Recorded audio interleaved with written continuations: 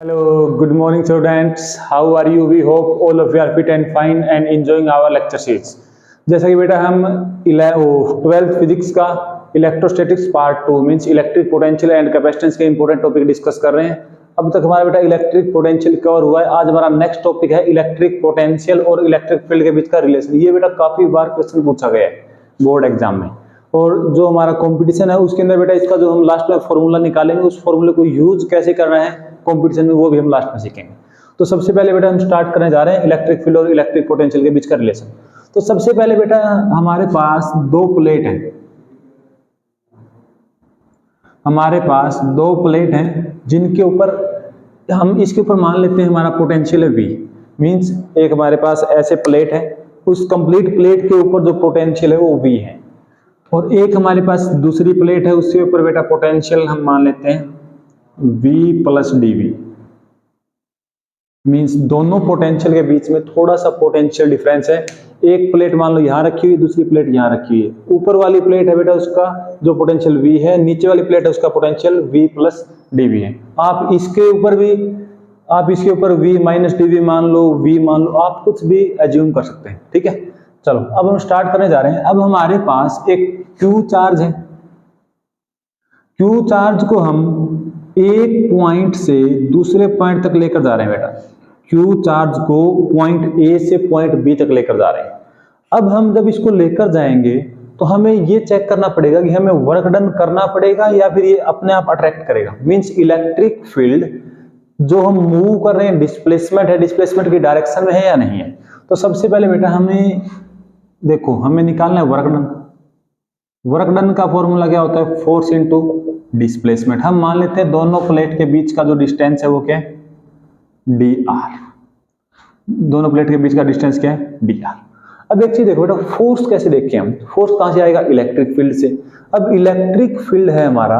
अब जो मैं बात कहने जा रहा हूं वो बेटा आपको थोड़ा ध्यान से सुननी है। एक हमारे पास Q चार्ज है। क्या चार्ज है?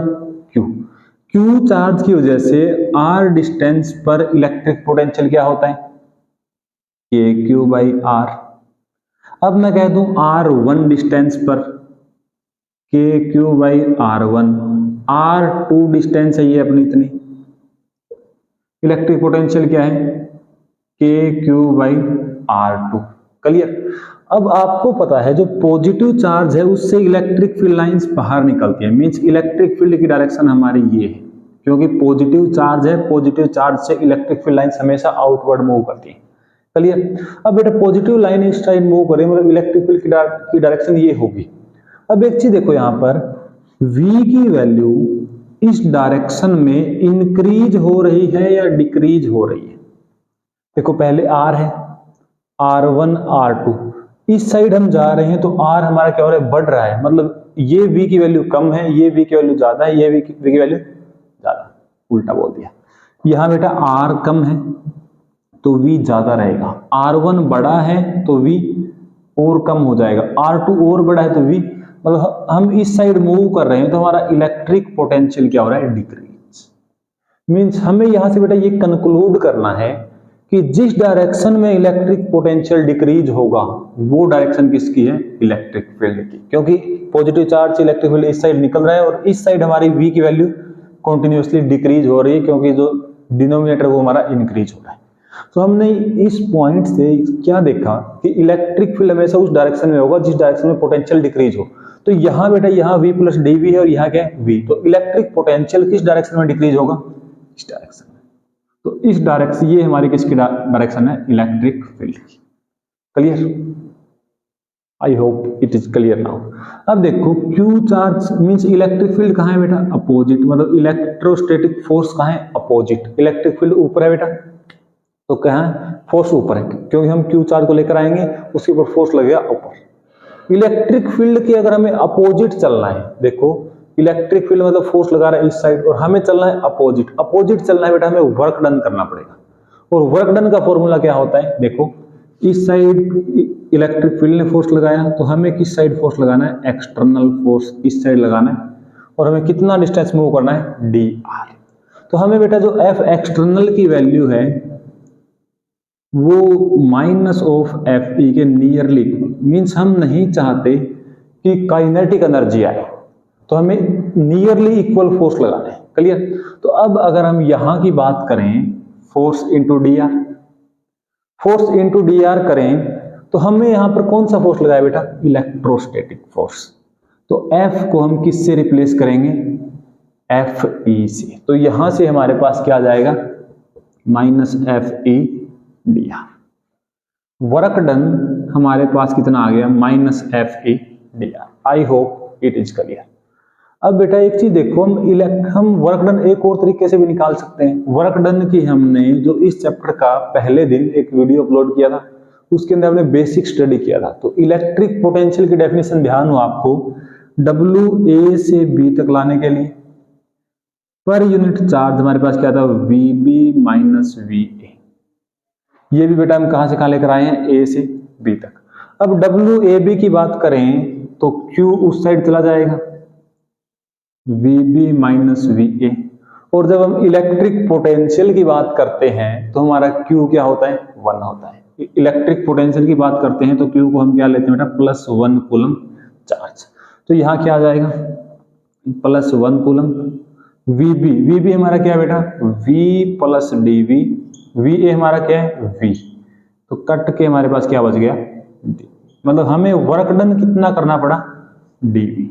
अगर हम बेटा इसको एक सेकंड के लिए होल्ड करते हैं, अब देखो एफ ई को हम क्या लिखते होते हैं? फोर्स का इलेक्ट्रिक फील्ड के साथ क्या रिलेशन है? F is equal to Q E. Means हम यहां पर लिख सकते हैं क्यू ई डी आर। अब Q हमारे पास क्या बेटा? Plus 1 coulomb. तो ये क्या आ गया हमारे पास? Minus A D R. Means work done A से बी तक का माइनस ए डी आर है, वर्क डन ए से बी तक का डी वी है। मीन्स इक्वेशन 1 इक्वेशन 2, अगर हम इक्वेशन 1 और 2 इक्वल पुट करें तो हमारे पास क्या आएगा बेटा? Minus E D R is equal to D V. और ई क्या आ जाएगा हमारे पास? माइनस डी वी बाई में डी आर। तो ये होता है बेटा हमारे पास रिलेशन इलेक्ट्रिक फील्ड और पोटेंशियल का। क्लियर? अब हम इस रिलेशन पर थोड़ा और ध्यान देंगे कि ये हमें क्या बता रहा है। क्लियर? चलो, इलेक्ट्रिक फील्ड का रिलेशन है बेटा, और ये वी देखो, वी आर के साथ में क्या हो रहा है? चेंज हो रहा है। हमने यहां भी देखा, ये हमारा एक क्यू चार्ज था, वी की वैल्यू यहां कुछ और थी, यहां कुछ और थी, यहां कुछ और थी। तो बेटा जब कोई भी फिजिकल क्वांटिटी पोजीशन के साथ में चेंज हो तो उसको हम बोलते हैं ग्रेडियंट। कोई भी फिजिकल क्वांटिटी, जैसे हमारे पास E की क्या वैल्यू आई? माइनस डी वी बाई में डी आर। यहां पर बेटा जो पोटेंशियल है वो पोजीशन के साथ वेरी कर रहा है, और जब कोई भी फिजिकल क्वांटिटी पोजीशन के साथ में वेरी करे तो हम वहां पर एक वर्ड यूज करते हैं ग्रेडियंट। तो हम इसको बेटा ये भी लिख सकते हैं minus gradient of V. Gradient मतलब पोजीशन के साथ चेंज हो रहा है कौन? वी। और ग्रेडियंट को बेटा ऐसे लिखा जाता है वी। तो ये फॉर्मूला हमारे पास ई का। क्लियर? अब जो न्यूमेरिकल पोर्शन है इसका, उसमें आपको थोड़ा सा अलग से समझना पड़ेगा। अब एक चीज देखो, जब हम मूव किए हैं तो हम बेटा एक डायरेक्शन में मूव किए हैं, या तो हमारा एक्स एक्सिस चेंज होगा, या वाई एक्सिस चेंज होगा, या हमारे पास जेड एक्सिस चेंज होगा। तो इसलिए जो ये हमारे पास dv बाई डी आर है, इसको ऐसा ना लिख के हम ऐसा लिखते हैं बेटा E is equal to minus curly v by curly r। अब करली बाई करली आपने पहली बार सुना हुआ, अभी तक आपने ये पढ़ा हुआ है d बाई डी एक्स। अब मैं आपको पढ़ा रहा हूं बेटा करली बाई करली x। अभी हम थोड़ी देर में इन दोनों के बीच का डिफरेंस देखेंगे। आपको जब भी हमें E और V के बीच का रिलेशन बनाओ तो क्या लिखना है? करली V बाई करली R। इसका मीनिंग क्या है वो अभी समझ आएगा आपको थोड़ी देर बाद। ठीक है, चलो। अब आपको ये लग रहा होगा E माइनस डेल V, ये होता है बेटा, इसको हम बोलते हैं ग्रेडियंट ऑपरेटर। क्या बोलते हैं? Gradient operator. ग्रेडियंट ऑपरेटर क्या है? इसको अगर मैं खोल के लिखूं तो बेटा ये बनेगा हमारे पास। फिर आप मुझे ये बताना कि जो ग्रेडियंट है, ग्रेडियंट ऑपरेटर, वो एक वेक्टर क्वांटिटी है या नहीं है। जो हमारे पास ग्रेडियंट ऑपरेटर बनेगा, हमें इसको हम बोलते हैं बेटा ग्रेडियंट ऑपरेटर। क्या बोलते हैं? Gradient operator. और ग्रेडियंट ऑपरेटर को हम लिखें तो ऐसे लिखा जाता है curly by curly X I cap plus curly by curly Y J cap curly by curly Z K cap. अभी थोड़ी देर बाद समझ आ जाएगा करली बाई करली एक्स इसका मीनिंग क्या होता है। इसको हम बोलते हैं बेटा ग्रेडियंट ऑपरेटर। ठीक है, अब आपको ये लग रहा है कि ये एक वेक्टर क्वांटिटी है। ग्रेडियंट ऑपरेटर बेटा एक वेक्टर क्वांटिटी नहीं है। ग्रेडियंट ऑपरेटर एक वेक्टर क्वांटिटी नहीं है। क्यों नहीं है? देखो, अगर मैं वेक्टर को लिखूं आपके सामने तो ये लिखेंगे 2i plus 3j plus 1k, कुछ भी लिख दिया। अब देखो आई कैप मतलब x डायरेक्शन में उसका मैग्नीट्यूड कितना है 2, y डायरेक्शन में उसका मैग्नीट्यूड कितना है 3 और z डायरेक्शन में मैग्नीट्यूड कितना है बेटा 1। अब यहां देखो आई डायरेक्शन में मैग्नीट्यूड कितना है करली बाई करली एक्स। क्या हमें करली बाई करली एक्स कुछ बता रहा है कि उसका मैग्नीट्यूड है कितना? क्या हमें कोई डिफाइंड वैल्यू मिल रही है? नहीं मिल रही। इसलिए ये वेक्टर क्वांटिटी है नहीं, लेकिन एक्टिंग करती है vector quantity, acting as a vector quantity. मतलब ये अपने आप को शो ऑफ करता है कि मैं वेक्टर हूं, लेकिन एक्चुअल में बेटा ये वेक्टर नहीं है। तो ये क्या हमारे पास ग्रेडियंट ऑपरेटर। तो आपने ग्रेडियंट ऑपरेटर के बारे में भी देख लिया क्या होता है। अब हम ये डिस्कस करेंगे बेटा कि करली बाई करली एक्स और डी बाई डी एक्स में फर्क क्या है, और आपको जब इलेक्ट्रिक फील्ड का न्यूमेरिकल आए तो आपको कैसे अप्लाई करना है। ठीक है, चलो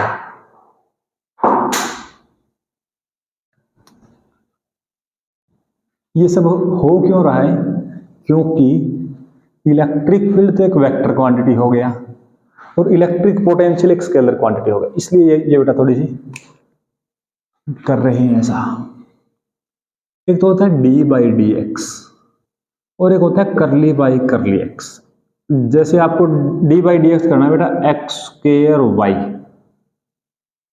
प्लस 2x, यहां भी बेटा x square Y plus 2x। इसका आपको एक का डी बाई डी एक्स करना है और इसको बोलते हैं बेटा करली, CURLY, करली, करली डिफरेंशिएशन। और इसका जो रियल में नाम है वो है पार्शियल डिफरेंशिएशन, पार्शियल डिफरेंशिएशन। और ये क्या है? डिफरेंशिएशन। अब एक चीज आपको मैं बताऊं तो बेटा ये ध्यान रखना है, डी बाई डी एक्स है तो डिफरेंशिएशन सबका होगा, चाहे x है चाहे y है चाहे z है। जैसे इसका डिफरेंशिएशन करो बेटा, पहले क्या आएगा? इसका डिफरेंशिएशन क्या है? प्रोडक्ट में है तो पहले same D Y by D X plus में 2xy, फिर इसका करेंगे हम, क्या आ जाएगा 2। मीन्स इसके अंदर यहां जो है x, ऊपर चाहे x है y है z है, आपका सबका डिफरेंशिएशन करना है।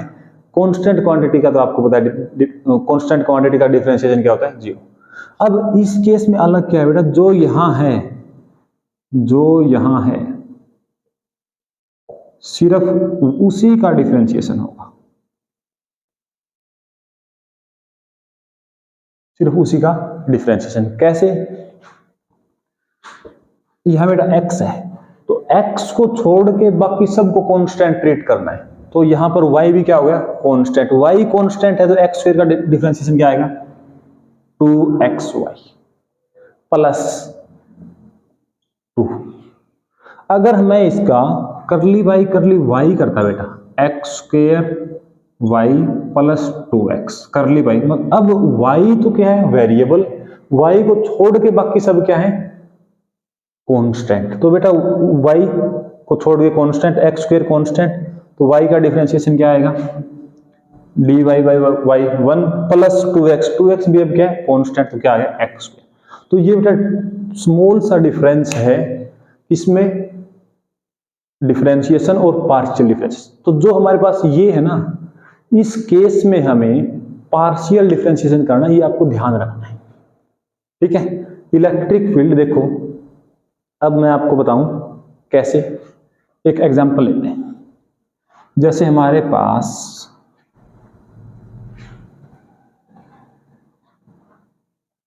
V है, हमारे पास एक्स स्क्वायर वाई, और आपको इलेक्ट्रिक फील्ड निकालना है बेटा, इलेक्ट्रिक फील्ड निकालना है।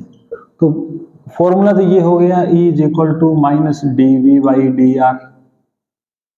Minus curly V by curly R, या आप इसको कह दो माइनस ग्रेडियंट वी। यूज कैसे करना है, तो ग्रेडियंट ऑपरेटर क्या है ये वाला, या आप ऐसे कह सकते हो बेटा करली बाई करली आर, इसके अंदर तीनों होते हैं X axis Y axis Z axis, तो हम इसको ऐसा लिख सकते हैं, या आप ऐसे समझ लो जो ग्रेडियंट है उसको ऐसे लिखा जाता है।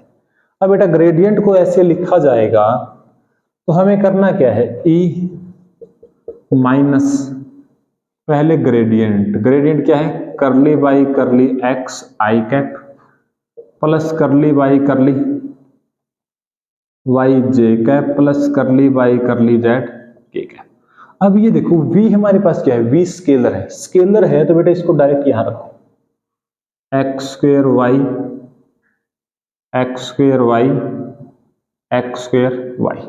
अब यहां से देखो माइनस एक्स, एक्स के लिए हमें डिफरेंशिएशन करना है, मतलब एक्स के रिस्पेक्ट में डिफरेंशिएशन करना है, तो एक्स को छोड़ के बाकी सब कांस्टेंट, तो यहां से बेटा क्या आएगा माइनस 2xy आई कैप प्लस, अब y के रिस्पेक्ट में डिफरेंशिएशन करना है, y को छोड़ के बाकी सब कांस्टेंट, तो एक्स स्क्वायर भी कांस्टेंट, तो क्या आ गया y करली y करली y 1 और j कैप। और इस केस में ना यहाँ पर, यहाँ सिर्फ क्या है z, मतलब जो वेरिएबल है वो z है, बाकी सब कांस्टेंट है, तो यहाँ x और y है तो वो कांस्टेंट क्वांटिटी, तो क्या जीरो। तो ये हमारे पास इलेक्ट्रिक फील्ड आ गई, यहाँ माइनस था तो यहाँ माइनस। तो ये देखो बेटा इलेक्ट्रिक फील्ड वेक्टर क्वांटिटी है और हमें वेक्टर क्वांटिटी मिल रहा है। तो इस तरीके से आपको न्यूमेरिकल सोल्व करने हैं जब भी इलेक्ट्रिक फील्ड और इलेक्ट्रिक पोटेंशियल का न्यूमेरिकल है। ठीक है, अब मैं आपको लास्ट में एक और पॉइंट क्लियर कर रहा हूं कि इस रिलेशन का इंपॉर्टेंस क्या है। E is equal to minus D V by D R, E equal to minus D V by D R, या आप ऐसा लिख सकते हो करली वी बाई करली आर। ठीक है, कुछ बुक में ऐसा लिखा होता है लेकिन रियलिटी ये है। ठीक है, अब एक चीज बताओ, अभी हमने डिस्कशन किया Q, इस पॉइंट पे V1, इस पॉइंट पे V2, इस पॉइंट पे V3, V1 बड़ा था, V2 V3, और जिस डायरेक्शन में पोटेंशियल की वैल्यू डिक्रीज हो रही थी वही डायरेक्शन किसकी थी, इलेक्ट्रिक फील्ड की, क्योंकि Q से पॉजिटिव चार्ज बाहर निकलता है, इलेक्ट्रिक फील्ड की डायरेक्शन ये आएगी, और इस डायरेक्शन में जो हमारे पास इलेक्ट्रिक पोटेंशियल वो डिक्रीज हो रहा है। तो ये बेटा यहां से भी क्लियर हो रही है। E क्या है minus D V by D R, D V क्या है चेंज इन पोटेंशियल, और चेंज इन पोटेंशियल के आगे माइनस, मतलब चेंज इन पोटेंशियल हमेशा क्या आएगा नेगेटिव। तो किसी का बेटा चेंज नेगेटिव आए मतलब वो क्वांटिटी पहले ज्यादा थी बाद में कम हो गई, मतलब डिक्रीज हो गई, मतलब ये भी हमें यही कह रहा है कि इलेक्ट्रिक फील्ड की डायरेक्शन वो होगी जिसमें v डिक्रीज। यही बात यहां से बेटा, यही बात यहां से, दोनों एक ही बात बता रहे हैं। क्लियर? तो ये था बेटा आज का हमारा टॉपिक, इलेक्ट्रिक फील्ड और इलेक्ट्रिक पोटेंशियल के बीच का रिलेशन। और सबसे इंपॉर्टेंट बात जो मैं आपको फिर कह रहा हूं, इसके न्यूमेरिकल एक दो न्यूमेरिकल बेटा ट्राई करना, वरना क्या होगा जब फाइनल एग्जाम आएगा तो आप यहाँ पे डी बाई डी आर लगाओगे, जो अभी मैंने न्यूमेरिकल लिखा था वो अप्लाई नहीं करना। Okay, thank you so much बेटा, have a nice day, keep sharing with your friends. Okay, thank you so much, have a nice day.